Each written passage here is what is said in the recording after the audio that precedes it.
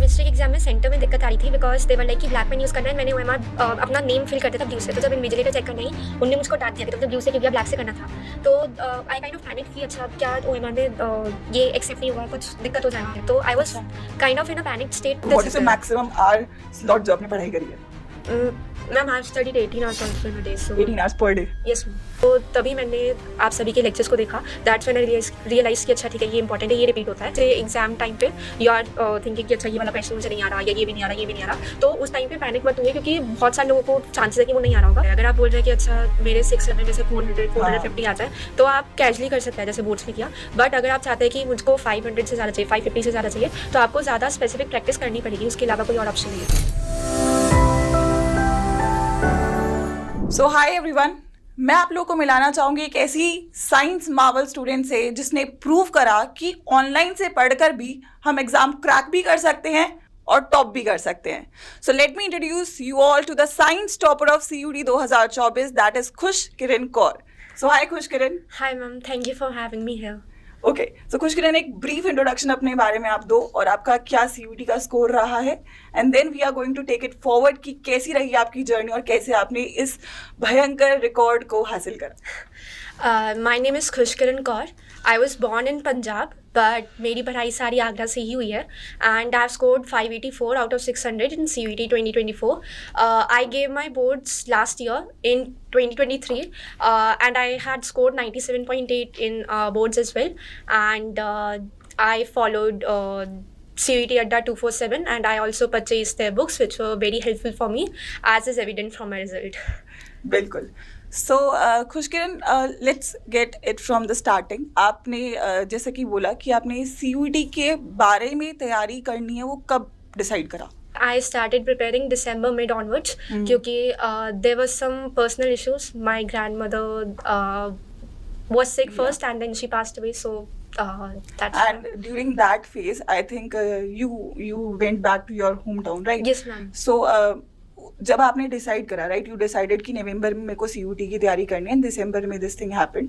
सो जैसे बहुत सारे बच्चे होते हैं, उनकी लाइफ में भी जब हम कोई टारगेट लेते हैं, but there are very much ups and downs, तो जब ये डाउन वाला सिचुएशन होता है तो what do you think is the motivation that makes you come out of it? Ma'am I think जब डाउन वाली सिचुएशन में I have nothing to lose वाला एटीट्यूड आ जाता है, वो फाइटर हो जाता है। Yes ma'am. तो फिर होता है कि अच्छा ठीक है, बुरा हो ही रहा है सब कुछ और कितना ही बुरा हो जाएगा, तो फिर तब अलग ही मोटिवेशन आता है कि अच्छा ठीक है अब कुछ ना कुछ करना है। एंड क्योंकि मेरे पास कम टाइम था तो फिर मैं बहुत ज़्यादा सोच नहीं सकती थी कि देना या नहीं देना, फिर मैंने सोचा कि चलो अब दे ही देता है। राइट, तो मतलब आपको फिर उस वक्त यू हैड दैट एटीट्यूड कि अभी तो उसको ऑल आउट करना है ना? When you take your exam as your opponent, मतलब बच्चे कंपटीशन थे या एग्जाम कंपटीशन था आपका? What was in your mind when you were like अभी December mid you came back and you were on that fight back mode? तो मतलब was there that thing in your mind कि यार मैंने ना 6-7 महीने से पढ़ाई नहीं करी है, तो ऐसे बहुत सारे बच्चे हैं जो पहले से पढ़ रहे हैं, तो क्या उस कंपटीशन को मैं बीट कर पाऊंगी या नहीं कर पाऊंगी? वो थोड़ा सा डाउट कभी माइंड में आया? मैम कंपटीशन तो आई गेस मेरा खुद के साथ ही था। एक्चुअली मैं एक और चीज़ ऐड करना चाहूँगी। मुझे नवंबर के अराउंड एक प्राइवेट कॉलेज में 100% स्कॉलरशिप मिल रहा था नोएडा में। फॉर दिस अच्छा, एक और चीज़ मैं बच्चों के सामने डालना चाहूँगी। सो what is your dream course for CUET? Because obviously you have achieved the score and whatever course you want to go for, पहले कोर्स बताओ और फिर हम उसके बारे में जर्नी पूछेंगे कि क्यों आप इस कोर्स को करना चाहते हो। मैम मेरे प्रेफरेंस के topper will be of course BSc geology honours, and बचपन से ही I have always been interested in space and कि अच्छा ये प्लैनेट्स हैं और ये ऐसे स्टार्स हैं, तो इसलिए ये ऑब्वियस चॉइस लगा मुझे उस टाइम पे। और बचपन में मुझको एस्ट्रोनॉट भी बनना था। हाँ, वो बचपन में मैं रिलेट कर पा रही हूँ इससे। तो काइंड ऑफ ये कूल सब्जेक्ट था, मुझे अच्छा लगता था, तो इसकी वजह से यही कोर्स मेरे you are sure from like बचपन से यू आर श्योर मेरे को ऐसा कुछ करना है? एंड जियोलॉजी के बारे में आपको कब पता चला? मैम एक्चुअली पता तो पहले से था, मुझे स्पेस की फील्ड में कुछ करना था, बट मैंने narrow down particularly 10th class में किया था जब कोरोना आया था हमारा। 2020। Yes ma'am that year. तो तब इसलिए पता चला कि थोड़ा सा पॉल्यूशन कम था और हम लोग ऊपर जाया करते थे हाँ। जब पूरे क्योंकि फैमिली हम बाहर तो जा नहीं सकते थे, तो तब ज़्यादा स्टार गेजिंग में इंटरेस्ट आ गया कि अच्छा ये ऐसे है। कुछ इंट्रीग कर जाता है ना, वो क्लिक कर जाता है। So that point was Yes. your thing कि यार अभी मेरे को इस जोन में जाना है, इस फील्ड में जाना है। Yes ma'am, then I researched more about it क्योंकि एक्चुअली में मेरा स्टार्टिंग पॉइंट ये था कि मैंने जुपिटर देख लिया था, अच्छा, तो वो इतना शाइन कर रहा था and I was like wow मुझको इसके बारे में पढ़ना है। तो तब से आई डिसाइडेड कि अच्छा ठीक है मुझको जियोलॉजी करना है। तो ये मतलब you had your goal, you had your vision कि यार, क्योंकि बहुत सारे बच्चे ऐसे होते हैं कि हम एक एग्जाम की तैयारी करें but we are still not sure कि इस एग्जाम के बाद मुझे क्या करना है। You were sure from starting कि मेरे को ये इसलिए करना है क्योंकि मुझे यहाँ जाना है और उसके बाद मुझे ये करना है। Yes so that is something also which motivates you through out your journey because you know what is your final destination. Exactly ma'am, है ना? तो yes, ma'am. मतलब जब तक गोल नहीं पता होगा तो हमें जर्नी में इंजॉय ही नहीं करोगे, वो फील ही नहीं करोगे। मैम पर्पस के साथ ही मोटिवेशन आता है। एग्जैक्टली। जब पर्पस हो तो फिर अगर आपका उठने का मन करेगा कि कुछ और कर लेते हैं, कहीं घूमने चले जाते हैं, तो फिर आप सोचोगे कि नहीं अभी बस थोड़ा सा टाइम और फिर उसके बाद में मैं वो सब्जेक्ट पढ़ूंगी जो मुझको पसंद है। हाँ। तो अभी ये बोरिंग सब्जेक्ट थोड़े से पढ़ लेते हैं। I can get your point. So yeah, so November you started, in December this happened. So फिर उसके बाद you had roughly 5-6 months. So what was your streamline plan कि मुझे इस महीने ये करना है? क्योंकि बच्चों के साथ सबसे बड़ा प्रॉब्लम आता है being a CUET exam, multiple subjects का चैलेंज है, राइट? सो आप श्योर थे आपको साइंस में ही जाना है, आपको श्योर थे आप DU में ही जाना चाहते हो, सो यू वर श्योर कि मुझे PCM ही करना है, right? English and GT was something which created a problem for you, और वर यू श्योर कि मेरे को GT और इंग्लिश को कैसे डील करना है?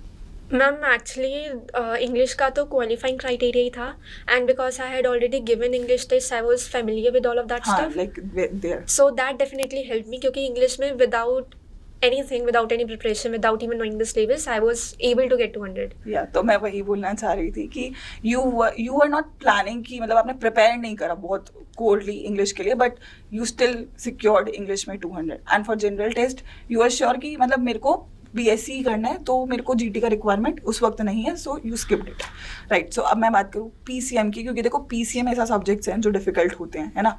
एंड आपका ब्रेक भी आ गया था थोड़ा पढ़ाई में, तो वो ब्रेक कैसे रिकवर करा? वो जो चीज़ें होती हैं कि यार मेरा कंसेप्ट छूट गया है, और जैसे चलो मैथ्स और फिजिक्स में तो फिर भी बहुत सारे कंसेप्ट है, केमिस्ट्री में बहुत सारी चीज़ें याद करने की होती हैं जो हम भूल जाते हैं। अगर हम ऑब्वियसली 1 महीने नहीं पढ़ते तो बच्चे उसमें ही भूल जाते हैं। तो वो रिज्यूम करने का आपका क्या प्लान था कि मैं रिज्यूम कैसे करूँ चीज़ों को? मैम इनिशियली बैठने में दिक्कत आ रही थी, फोकस करने में, तो धीरे धीरे आर्ट्स पढ़ाया। पहले 1 घंटा पढ़ना स्टार्ट किया, फिर 2 घंटा पढ़ना स्टार्ट किया एंड इवेंचुअली 8-10-12 घंटे ऐसे बढ़ते चले। What is the maximum hour slot जो आपने पढ़ाई करी है? Ma'am I have studied 18 hours also in a day, so 18 hours per day? yes ma'am. Non-stop? Ma'am, with some 5-10 Breaks. minutes washroom breaks. And food? Mummy का ला के देती थी? Yes ma'am, yes ma'am. Your parents are very supportive during your journey? Ma'am, I'm actually a single child, Oh, so entire focus was on you? yes ma'am. So I'm इसको kind of करवाना है, pampered. इसको जो चाहिए वो करना है, वो वाला केस। Yes ma'am. अच्छा, आपने मुझे ये भी बोला कि नवंबर में दिसंबर में जो आपने ये डिसाइड किया, so there was one another exam जो साइंस के बच्चों के लिए बहुत फेमस है, JEE. So I think Khushkiran is also JEE mains qualified and JEE advanced qualified, right? So ये JEE का क्या बीच में स्टोरी आया, एक बार ये बताओ बच्चों को। Ma'am actually when I was in 12th also, तब भी मेरे पेरेंट्स वर लाइक कि कोई एंट्रेंस दे दो, बट आई वाज लाइक कि नहीं मुझको नहीं देना, B.Tech करना ही नहीं है। बीट करना ही नहीं है। तो मैंने नहीं दिया एंड वो काइंड ऑफ रिग्रेट करे थे एट द एंड कि कुछ एटलीस्ट बैकअप में होता तो साल नहीं जाता, तो इसलिए they kind of pressurise me more this year कि तुम दे दो, कुछ बैकअप होना चाहिए just in case CUET doesn't turn out well. तो इसकी वजह से जनवरी मैंने स्किप कर दिया था कि मुझको मनी नहीं था।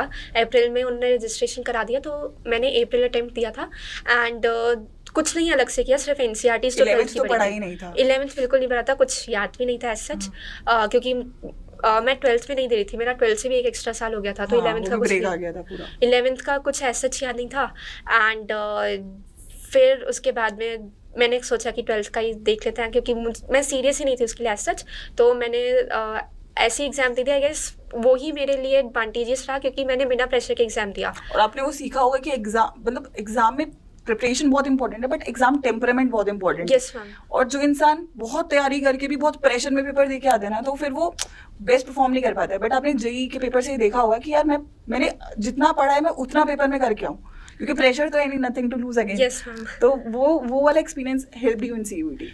Yes ma'am, it kind of did, क्योंकि मैंने पहले जेई इस सेंस से दिया था कि सीबीटी ही होगा, but at the and they were like कि ओएमआर होगा। तो डायरेक्टली तो नहीं, बट आई गेस मैंने इसी चीज़ के ऊपर फोकस किया कि मैं कम करूं, बट उसको मल्टीपल टाइम्स रिवाइज करूं, बिकॉज इन सीयूईटी एक और अलग से एडवांटेज होता है कि आप 10 क्वेश्चन स्किप कर सकते हैं। तो एडवांटेज या डिसएडवांटेज दोनों हो सकता है डिपेंडिंग अपॉन द स्टूडेंट, क्योंकि अगर हमने सही क्वेश्चन स्किप नहीं करे तो वो क्वेश्चन ही हमारे लिए वो बन जाते हैं कि मार्क्स उसी से जाते हैं, टाइम कवर अप नहीं हो पाता। सो या दैट थिंग वन कि ये वाला जो सिलेक्शन ऑफ क्वेश्चंस है वो आपने सीखा, किसी का ओपिनियन लिया, एडवाइस था, या हाउ डिड यू प्लान कि मेरे को कौन से 10 क्वेश्चन छोड़ने हैं?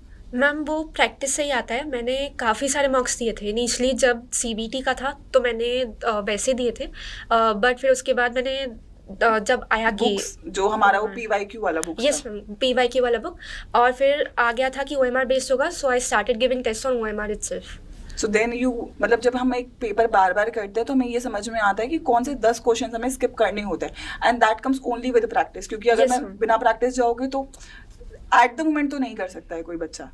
मैम पहले ऐसे दिक्कत होता था कि कभी कभी ऐसा होता है कि हमने 2 स्टेप्स कर लिए किसी क्वेश्चन के, एंड देन वी थिंक कि अच्छा अब ये नहीं हो पाएगा, तो हम सोचते हैं कि अब 2 स्टेप कर लिए, 2 स्टेप और कर लेते हैं। लालच के एग्जाम में वो होता है ना, क्वेश्चन कोई पे नहीं लेना होता है। Yes ma'am. तो फिर पहले वो वाली गंदी आदत थी, but JEE exam help me in that sense कि फिर मैंने रियलाइज़ किया कि नहीं, छोड़ दो, अगर क्वेश्चन नहीं आता उसके ऊपर वापस आप जा सकते हैं, लेकिन पहले आप छोड़ दीजिए उसको, क्योंकि टाइमिंग ज़्यादा इंपॉर्टेंट है। अगर आप एक डिफ़िकल्ट क्वेश्चन की वजह से 2-3 वैसे क्वेश्चन छोड़े जो आसान है, जो आप कर सकते थे, तो उस चीज़ का आपको काफ़ी रिग्रेट रहेगा। सो मतलब जब आपके पेरेंट्स ने जेई का रजिस्ट्रेशन करवाया, आपको नहीं पता था, तो what was your first reaction on that?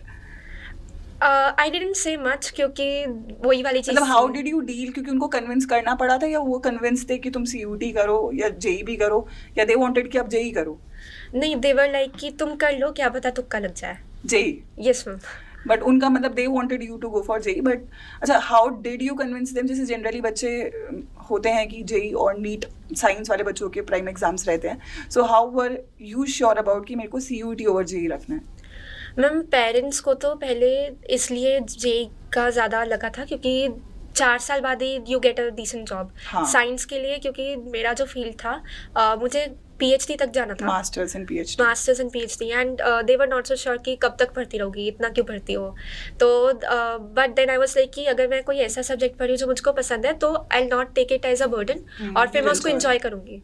तो that's how I was able to convince them, and eventually they supported you what you loved.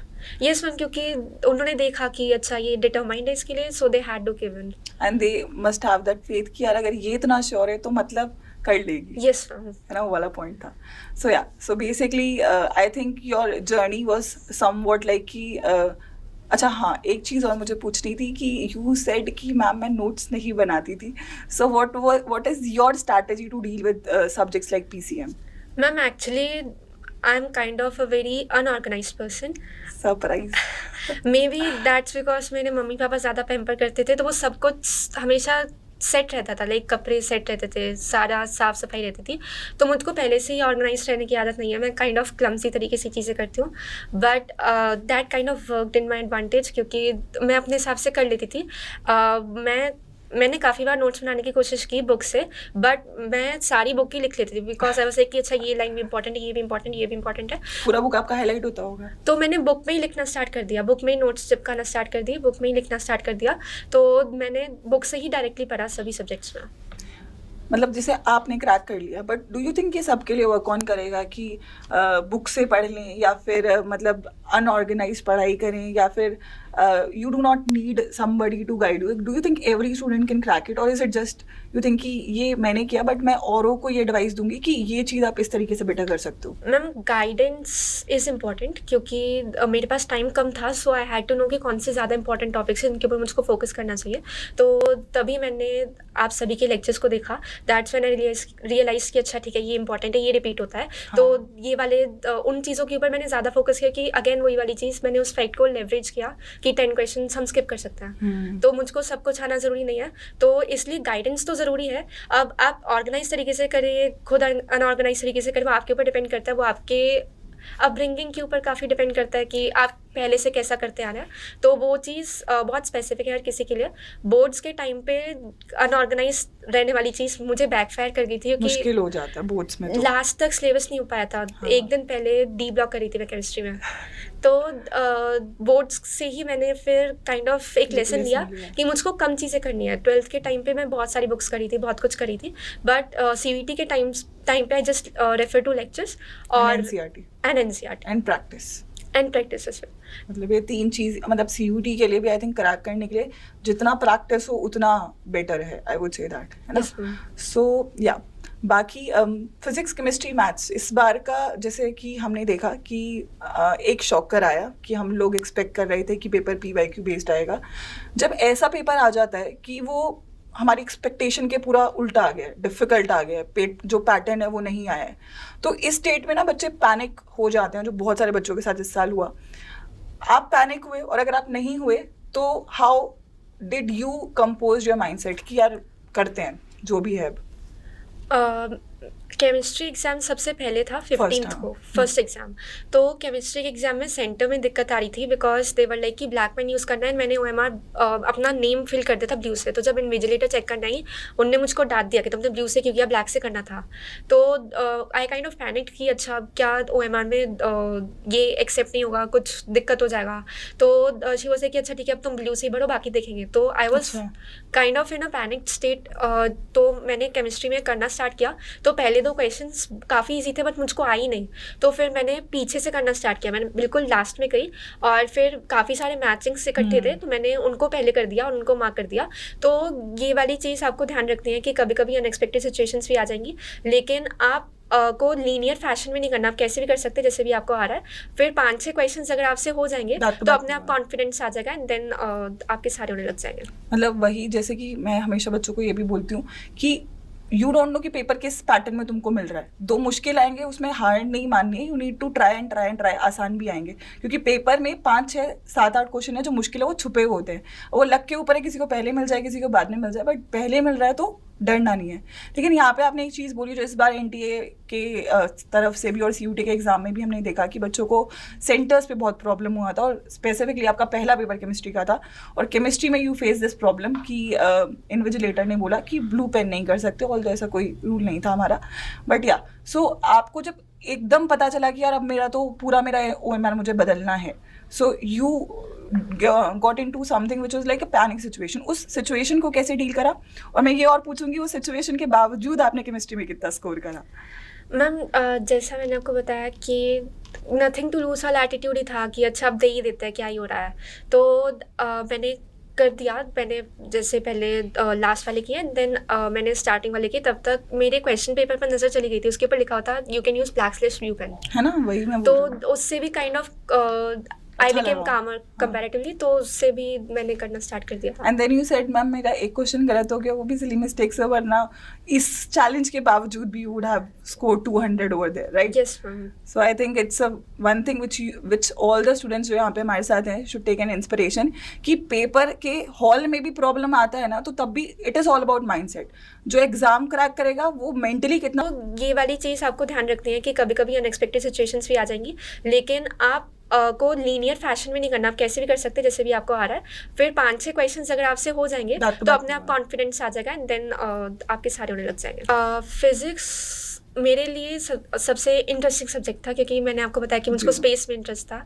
तो फिजिक्स में क्योंकि पहले से इंटरेस्ट था, प्रैक्टिस ज़्यादा थी, तो इसकी वजह से ज़्यादा दिक्कत नहीं, बस तब गर्मी ज़्यादा थी कंपैरेटिवली, तो उसका थोड़ा सा दिक्कत था पहले। बट जैसे हाथ में क्वेश्चन पेपर आया, मैंने करना स्टार्ट किया, तो उसी जोन में चले गए, तो फिर ज़्यादा फर्क सब नहीं हो पड़ा। गया। एंड जैसे मैथ्स में इस बार जेई मेंस तक का लेवल पूछा गया था, तो शशांक सर ने काफ़ी कुछ प्रैक्टिस आपको करवाया होगा, आपने सीरीज फॉलो करा। Yes, ma'am. You follow 360 degree? Yes, ma'am.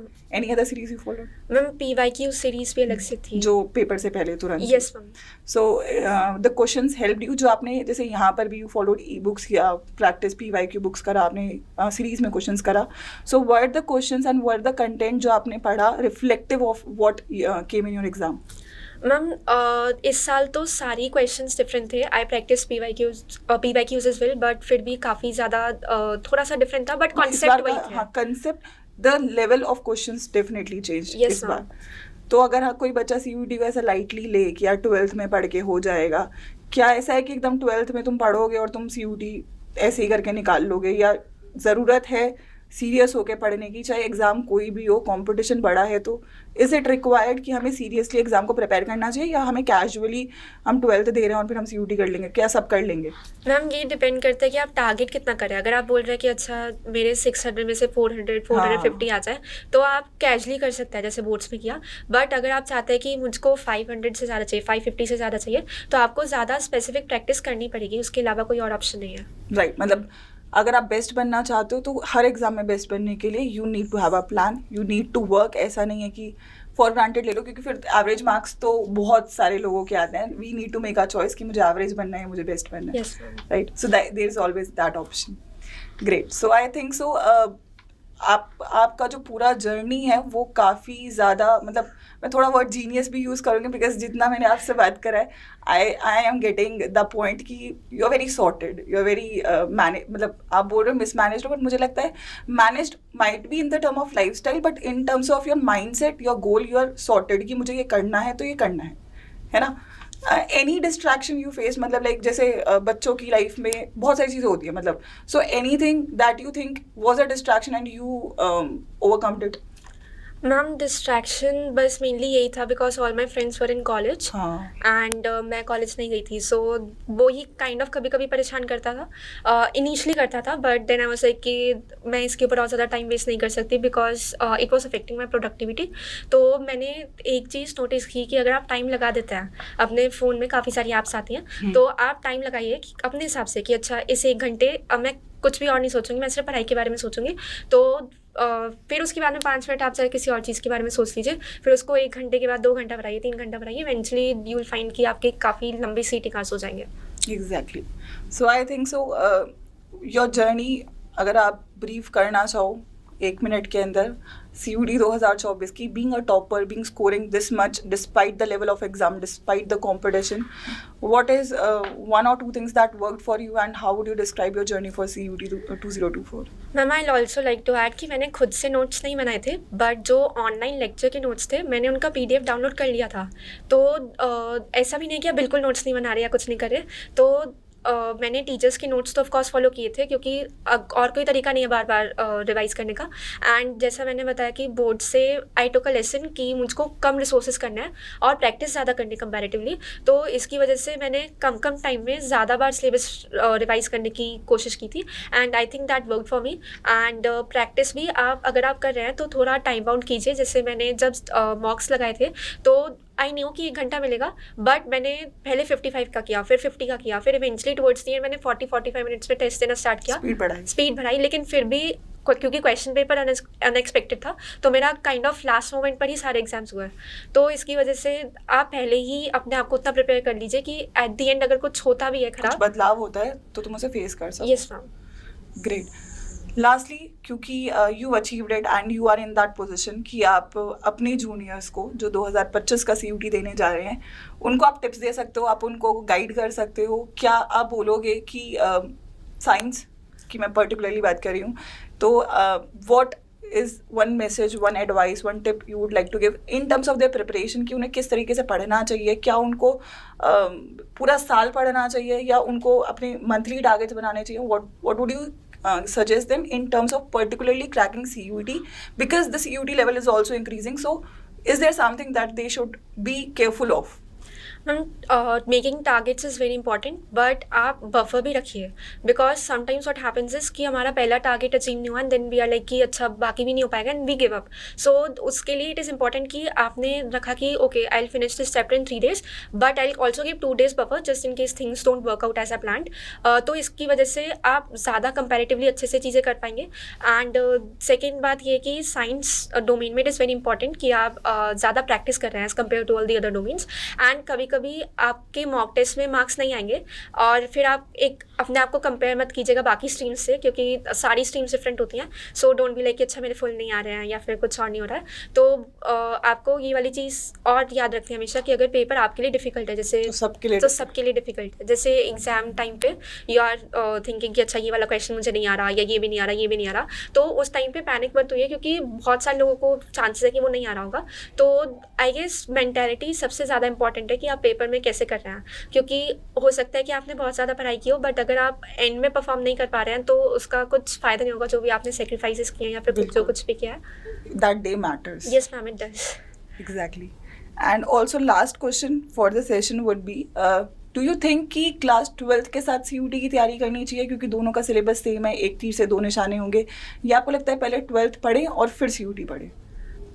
Ma'am I can't comment on this much, क्योंकि मैंने तो एंड टाइम पे ही दिया था. बट आई गेस अगर आप 12th के साथ दे रहे हैं तो उससे बढ़िया कोई चीज़ नहीं, because you are not spending 1 more year of कहीं ना कहीं वो जो सिलेबस जो CUT का है और 12th का है वो तो पहले ही प्रिपेयर हो जाता है, and then last time you can just focus on the deleted sections. तो कहीं ना कहीं अगर मेरे को मतलब जैसे बच्चों के साथ स्कूल में क्या होता है कि हम सारा सिलेबस 12th का भी अच्छे से नहीं करते, फिर बाद में प्रेशर आता है 12th भी पढ़ना है, डिलीटेड भी पढ़ना है. जो बच्चे और मतलब इंग्लिश GT भी साथ में करते हैं उनको इंग्लिश GT भी करना है, तो वो कहीं ना कहीं मिस क्रिएट कर सकता है. So according to you it depends upon how better you can manage. Yes ma'am, resources बस हमेशा कम रखिए, क्योंकि अगर आप हाँ. बोर्ड्स भी कर रहे हैं और CUT भी कर रहे हैं तो आपको ज़्यादा दिक्कत आ जाएगी, because you have to devote some time to boards as well. तो रिसोर्सेज जितने कम हो सकें उतने कम कीजिए और बार बार प्रैक्टिस कीजिए, बार बार OMR की प्रैक्टिस कीजिए. बिकॉज मेरे काफ़ी सारे फ्रेंड्स थे जिनने दोबारा दिया था, तो दे वर ऑल्सो लाइक कि हमने OMR गलत भर दिया, फिर कुछ और भर दिया. तो उस चीज़ को अवॉइड करने के लिए OMR की प्रैक्टिस शुरुआत से करते रहिए, थोड़ा थोड़ा करते रहिए, फिर आपको एंड में ज़्यादा दिक्कत नहीं आएगी. Great. And anything you want to say to the platform CUT 24/7 or the teachers that helped you over here? कोई message last moment? Ma'am I am extremely grateful to all the teachers. Shashank sir के सारे lectures, आपके सारे lectures, Gajendra sir के सारे lectures, specially आपका जो dedication था हमारी तरफ, अलग अलग सीरीज लाना, बार बार अलग अलग क्वेश्चन प्रैक्टिस करना, अलग अलग क्वेश्चंस प्रैक्टिस करना. यस मैम, लास्ट मोमेंट तक आपने काफ़ी सारी सीरीज लाई हमारे लिए, तो ऑफ कोर्स दैट हेल्प्ड, और बिना आपकी गाइडेंस के I don't think that would have been possible. I'm very very proud of you and I'm very proud to call you my student and I'm very happy क्योंकि I think मैं Delhi university से हूँ and I think एक और champion Delhi university जाने वाला है and उसका काफ़ी बड़ा गोल है और मैं बहुत सारी गुड विशेस आपको देती हूँ. जो आपका विजन है वो इतना क्लियर है और मुझे पूरा लगता है, मुझे पर्सनली वो गट फीलिंग आ रही है, मुझे वो यकीन है कि whatever you are aiming for you will achieve it and might भी कुछ सालों बाद हम मिलेंगे and you will be the scientist you want to be. Thank you. So thank you बच्चों and thank you Kush Kiran for being here and all the best for your future. Yes ma'am, thank you ma'am for having me here. Okay, thank you बच्चों.